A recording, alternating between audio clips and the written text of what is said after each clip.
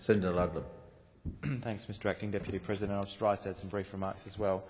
Seeing as how Senator Abetz's motion has been contingent on the one that I moved earlier this week with the support of Senator Birmingham and the Coalition, that the government put these documents into the public domain. My concerns are very similar to those that have just been expressed by Senator Xenophon. I want to take us back 12 months or so. The term Groundhog Day has been used a couple of times so far this morning, not without reason, I think. About last October, I think it was, this bill was scheduled, or not this bill, but the Competition and Consumer Safeguards Bill, which this motion seeks to delay. I don't think I'm verballing Senator Abetz to suggest that that's what this motion is for. It seeks to delay any further debate on that bill or anything else related to the NBN until these documents are put into the public domain. Now, it's just a little bit over a year ago that a motion was put up to delay this very same bill, although it was dated 2009 at that stage, because we hadn't yet seen the request for proposals documentation on the $4.5 billion NBN proposal that the government took to the last election. So we had a motion in the Senate that would have prevented the government from advancing the CCS bill or anything else related to the National Broadband Network until that request for proposals document had been put into the public domain. The one that we're discussing today didn't even exist then. NBN Co probably only had a handful of staff working for it at the time, and there was certainly the NBN Co business plan wasn't even a glimmer in Mr Quigley's eye at that stage. So, of course, the Senate didn't propose to hang up the debate on the bill. Now, the Senate demanded it. It was an order of production of documents that went through, and it wasn't handed over. And, in fact, that request for proposals document still hasn't been handed over to this day. This debate is still being pursued. The Communications Minister, as one of the Coalition senators, I think Senator Birmingham quite rightly pointed out, persuaded Prime Minister Rudd to simply shift the decimal place across, and we came out with something that was worth effectively 10 times more. And we've still never seen the original request for proposals documentation. The Senate demanded it. It didn't get it. And we argued at the time, just over a year ago now, we argued at the time two things.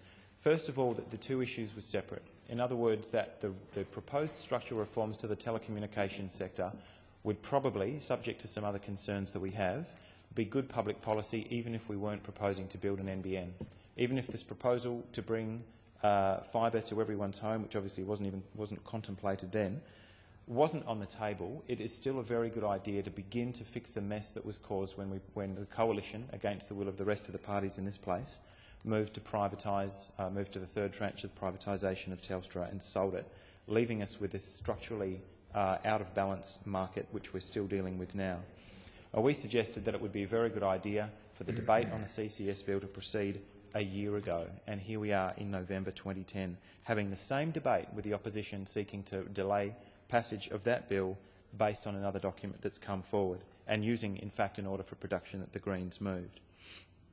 The second thing was that we argued is that these kind of deadlocks of the kind which we've seen again yesterday and today need to be broken.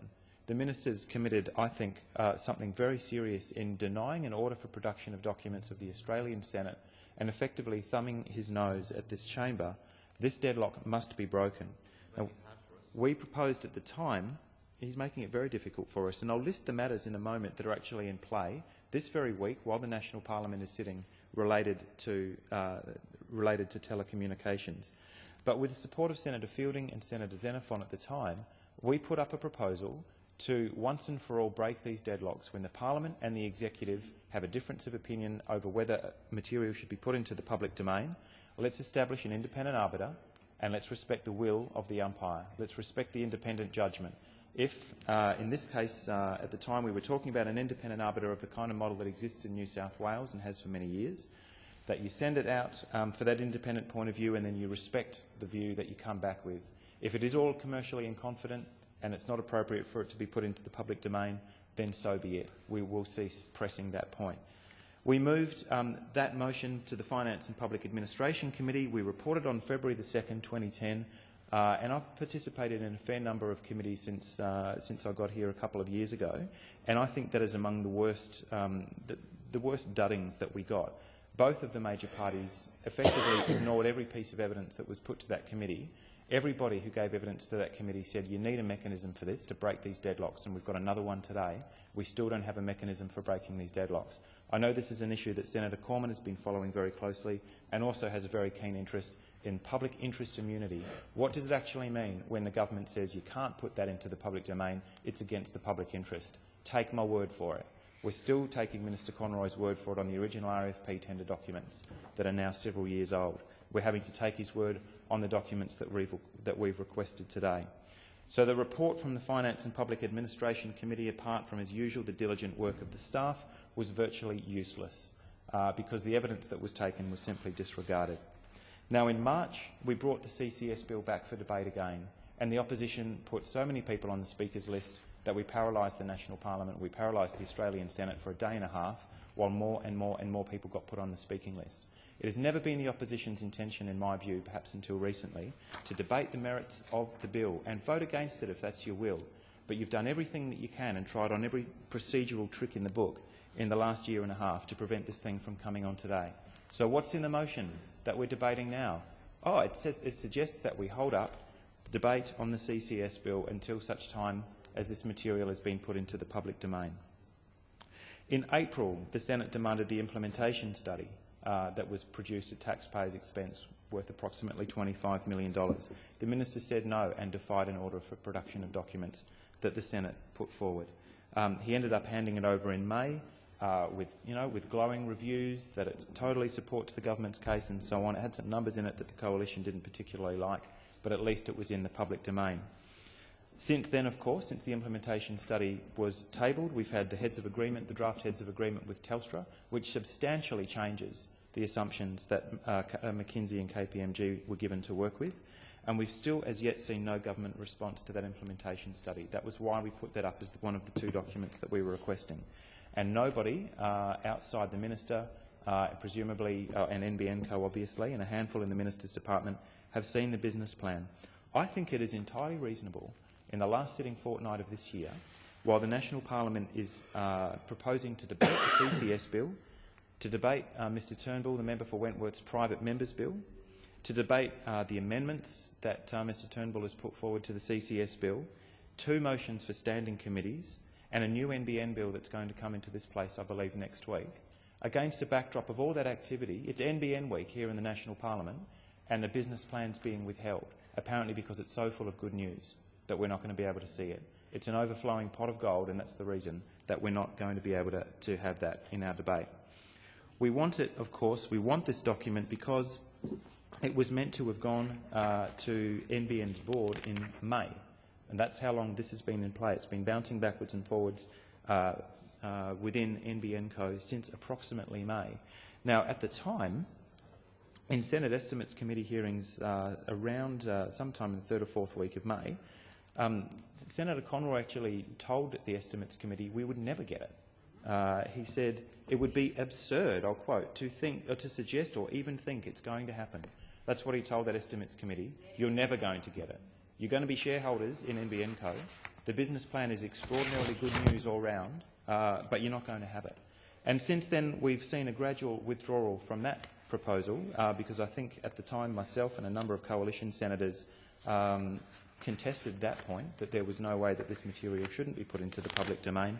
And now we see gradual backsliding to the point where at some stage it looked as though that material would go to Cabinet last week, that it would then come up and we would be able to evaluate it in the course of the debate on all of these matters that are in play at the moment.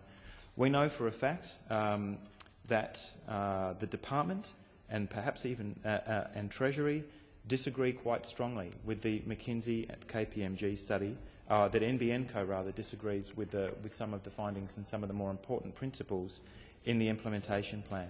So there are major issues in play here that we're expected to be debating in this week and next week, and yet this material is not going to be put into the public domain. So there are a couple of things that need to happen. I think it's still possible for the Prime Minister to reconsider and for the Communications Minister to reconsider, and immediately after that Cabinet meeting on Monday, that these documents be put into the public domain so that we can continue and at least play a part and try and do our job in evaluating this material while we're here on Capitol Hill debating all these matters. The second thing that needs to happen is that these deadlocks need to be broken. because I believe Senator Cormann moved a couple of other matters earlier in the week. Senator Fisher moved another one through the chamber this very morning, and we still have material that's outstanding from years and years ago that we have to just take the minister's word for it that it's not in the public interest that it be handed over. So I'll draw senators' attention to the agreement that was signed between Senator Brown and the Prime Minister. That was an important part of what allowed the Labor Party to form government in the first place. It's in the agreement that's on the Australian Greens and the Senate Office website. And it's clause 3E in the agreement, and I'll just read it. I tried to do this in my little 2-minute statement by leave yesterday and ran out of time. Refer issues of public interest disclosure, where the Senate or House votes on the floor against the decision of a minister, to the Information Commissioner. This is a new post that's only just been established, who will arbitrate on the release of relevant documents and report to both houses. There's your independent umpire. The government has agreed to that, and we will be moving very, very shortly to make sure that that agreement is put into effect, so that never again we are faced with having to take the minister's word for it, that it can't be released, it's not in the public interest, it hasn't been to Cabinet, take your pick of whatever your excuse might be. But of course we will not be supporting the opposition's motion, which effectively gags the minister. The minister has tried to blindfold the parliament. The opposition coalition's response is to try and gag the minister. Both sides are behaving very, very badly. That material needs to be put into the public domain so that all of these debates, not just the CCS bill, but all of these debates that are going on concurrently in the National Parliament, can take place with senators and members able to do their job.